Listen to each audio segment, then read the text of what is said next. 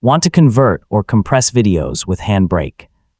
HandBrake is a free, open-source video transcoder that lets you convert videos, adjust quality, change formats, and prepare files for different devices.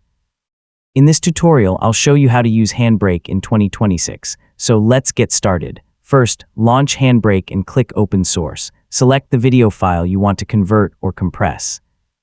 You can also select a folder if you want to work with multiple compatible video files. Next, choose a preset from the preset menu.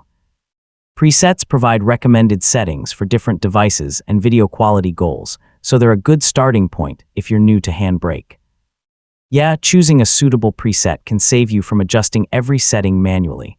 Now open the video settings and review the video encoder, frame rate, quality, and other available options. For a simple conversion, you can usually keep the preset's recommended settings. I mean, if you're trying to reduce the file size, adjust the quality settings carefully because lower file sizes can also mean lower visual quality. Next, choose where you want HandBrake to save the converted video. Enter an output file name and select a folder that's easy to find. Take a moment to check the file name and destination before starting the conversion. Once your settings are ready, click Start Encode. HandBrake will begin processing the video, and you can monitor the progress from the application. Larger or higher quality videos can take longer to process, depending on your computer and the settings you've selected. When the encoding finishes, open the output folder and play the converted video.